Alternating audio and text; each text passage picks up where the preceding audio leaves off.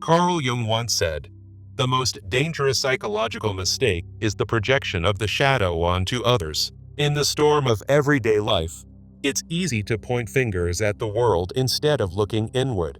We blame others for our pain, unaware that we are fighting a war that begins inside our own soul. Modern life is filled with noise, distractions, and illusions that keep us disconnected from our inner truth. We experience heartbreak, betrayal, disappointment, but instead of healing, we project our wounds onto those around us.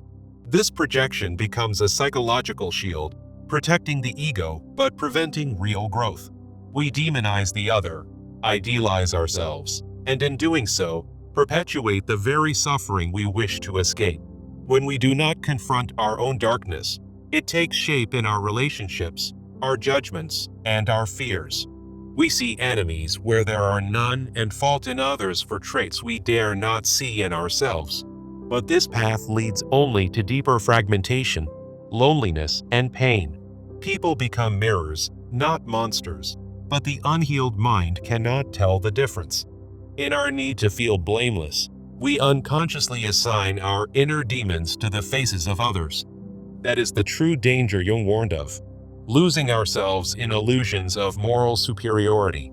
Every relationship becomes strained because we seek redemption not through understanding, but through accusation.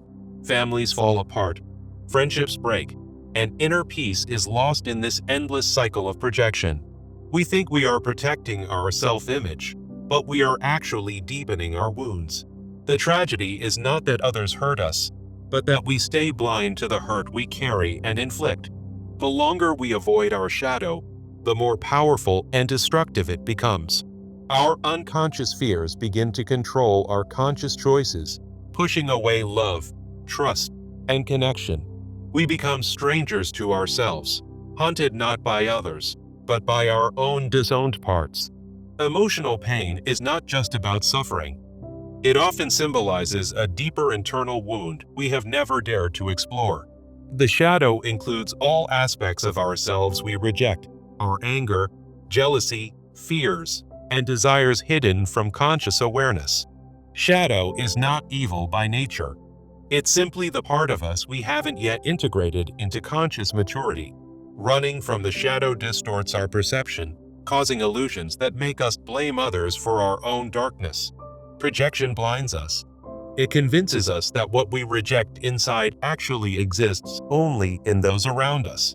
When we label others as selfish, we often reveal an inner part of ourselves we refuse to acknowledge or accept. We criticize others for their emotional needs, while ignoring the vulnerability we were taught to suppress as children. Childhood wounds often become adult patterns, manifesting as anger, avoidance, control, or emotional disconnection in daily life. The pain of not being seen, loved, or validated in childhood silently echoes through our adult relationships and reactions. The unconscious mind holds repressed emotions, forgotten memories, and beliefs that silently influence our behavior and identity.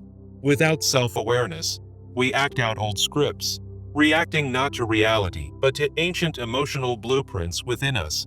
Projection becomes a defense mechanism, protecting our ego from shame while keeping us locked in inner conflict.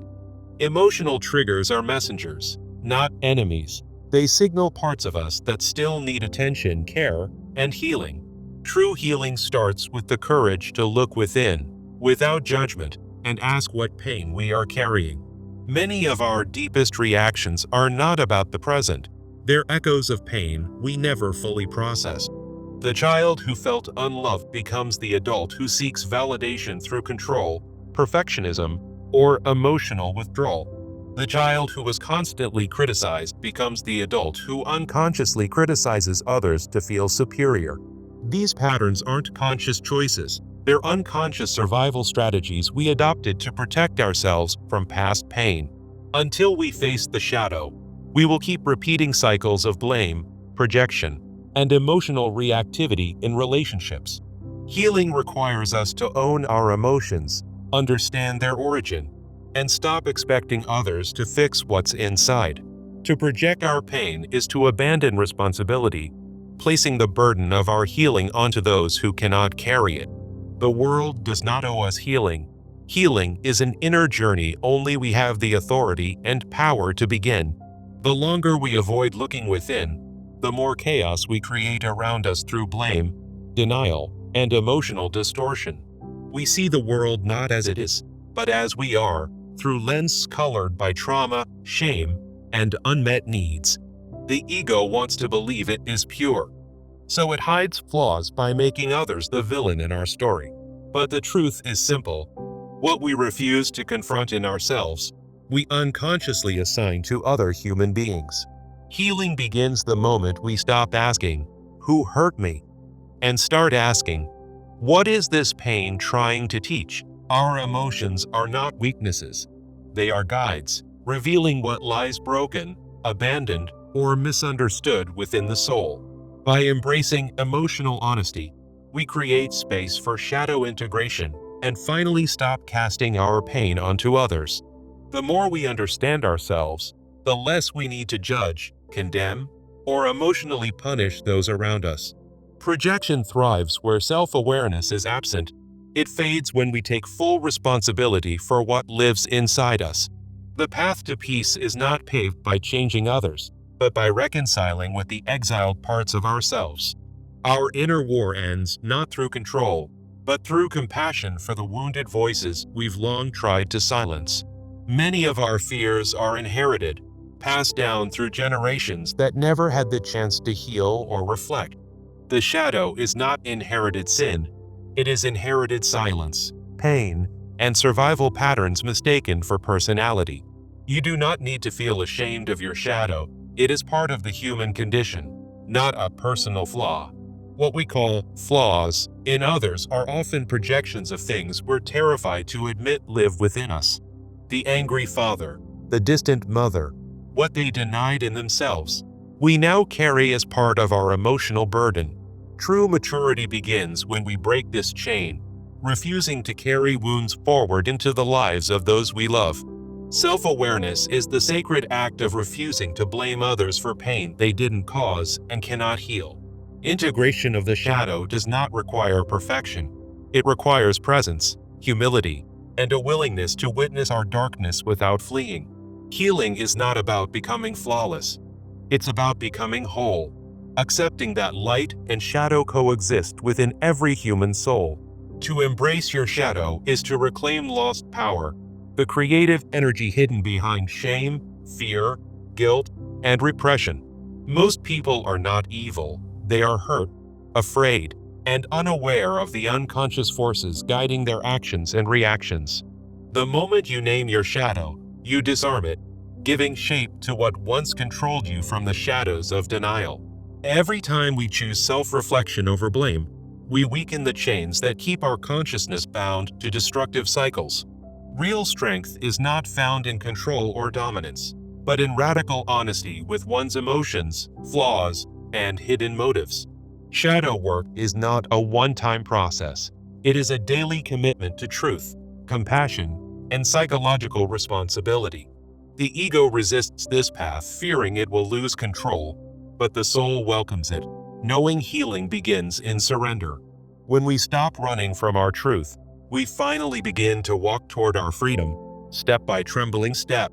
Many never embark on this journey, not because they are weak, but because they have never been shown another way. Society teaches repression, not reflection, rewarding appearance over authenticity, control over vulnerability, and illusion over integration. That is why true healing is a form of rebellion, a refusal to repeat inherited suffering or project it outward. When you say, "This pain stops with me," you become the first in your lineage to truly awaken. The path of self-awareness may be lonely at times, but it leads to a peace that projection can never offer.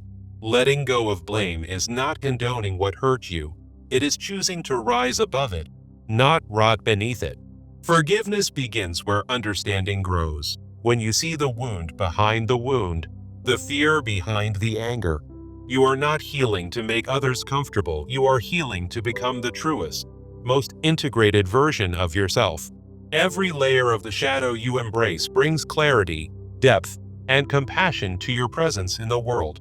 And that presence, anchored in truth, is what breaks cycles, heals generations, and transforms suffering into sacred strength. Transformation does not happen when we avoid the truth. It happens when we dare to sit with it long enough to understand. The shadow loses its grip when we meet it not with judgment, but with curiosity and the desire to grow. Wholeness is not about being good all the time. It is about becoming conscious of the forces that shape your life. The more we accept our imperfections, the less power they have to control or sabotage our relationships and decisions. Projection creates illusions. Integration reveals clarity. What we once feared becomes a mirror, not a monster. Facing the shadow allows you to see others with empathy, not from a place of superiority or hidden resentment. Your shadow may include rage, envy, pride, or fear, but each contains energy that can be redirected toward healing and purpose. When we refuse to deal with what's within, we unconsciously invite chaos into our homes, work, and communities. Many conflicts are not between two people. They are battles between unexamined shadows fighting for space in the same room. The world doesn't need more people pretending to be perfect. It needs more people willing to be real and aware. Owning your story means owning your shadow, not just the triumphs, but the regrets, the shame, and the mistakes too. The greatest courage is not the absence of fear. It is the willingness to face the fear that lives within you. When you meet your shadow with love, you reclaim every part of yourself that once felt unworthy of belonging. Integration doesn't erase pain, but it transforms it from a burden into a source of inner wisdom and grounded presence. When you stop projecting, you start connecting with your truth, with others, and with the deeper meaning of your journey. The integrated person is not flawless. They are free, no longer bound by the unconscious need to control or blame. It is not your light alone that makes you whole. It is the sacred reunion of what you feared and what you've forgotten. The true self is revealed not by perfection, but by the courage to hold space for both strength and sorrow. Every shadow brought into awareness becomes part of your foundation, making you more resilient, compassionate, and spiritually mature. This is the path of individuation, the lifelong journey to become fully and consciously who you are meant to be. Once the shadow is integrated, we begin to live from truth instead of performance, from presence instead of pretense. You no longer need to convince the world of your worth when you've already embraced it within your own soul.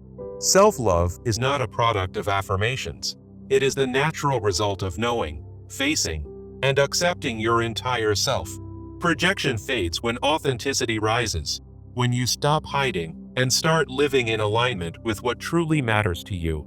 The world might still misunderstand you, but that no longer matters when you no longer misunderstand yourself. True peace comes not from control, but from coherence, the harmony between your outer life and your inner values. You stop chasing validation when you start living a life that feels deeply honest, even if it looks different to others. Maturity is choosing to stay grounded in compassion, even when your ego demands defense, attack, or emotional withdrawal. Your strength is not in how loudly you speak, but in how quietly you refuse to betray your inner truth. When others trigger you, you pause, not to react, but to ask, "What is this revealing about me?" That pause is the birthplace of wisdom, a space where you meet yourself instead of blaming someone else for your discomfort. You begin to see every conflict as an opportunity, every irritation as a mirror, and every emotion as a message. People no longer control you because your center no longer depends on their behavior to feel safe or seen. You set boundaries not out of punishment, but out of clarity and deep respect for your peace and integrity. The less you project, the more you protect what is sacred within you from being distorted by external chaos. Relationships become richer when they are based on mutual awareness, not unconscious transactions of pain and expectation. Love becomes cleaner when it's no longer entangled with rescue missions, control, or unresolved childhood needs. You stop trying to fix people when you realize that healing was always an inside job to begin with. No longer a victim of the past, you become a guardian of the present and a steward of your emotional future. This is how shadow work becomes spiritual work, by teaching you how to embody truth, humility, and unconditional self-acceptance. The more you know yourself, the less you fear being misunderstood, because your identity no longer depends on external perception. The opinions of others lose power when you've already faced your own darkness and chosen to walk in your own light. You become less reactive, more reflective, choosing understanding over judgment and presence over the compulsion to defend your ego. Your emotional triggers become invitations, not threats, opportunities to go deeper, to grow wiser, to respond instead of react. The shadow once ruled your unconscious. Now it becomes a companion, guiding you to live with integrity and self-awareness. You no longer need to wear masks to be loved, because you've made peace with the parts once deemed unlovable. Every time you choose consciousness over projection, you plant the seeds of healing in a world starving for self-awareness. The ripple effect of inner work is real. What you heal in yourself heals generations before and after you. Spiritual maturity is measured not by how much you know, but by how willing you are to transform pain into compassion. Projection makes the world your battlefield, but self-awareness turns it into your classroom, your mirror, your sacred ground. When your inner world becomes stable, you no longer need chaos to feel alive or conflict to feel important. You create instead of destroy, connect instead of control, and forgive instead of feeding the fire of resentment. Your presence becomes healing, not because you're perfect, but because you've integrated your darkness instead of denying its existence. There is power in restraint, peace in reflection, and wisdom in choosing not to act from woundedness.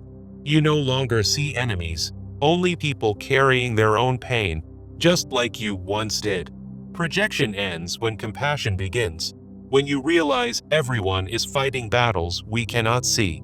The most dangerous mistake is not having a shadow, it's believing only others do, and that you are exempt. Jung reminds us, what we reject does not disappear.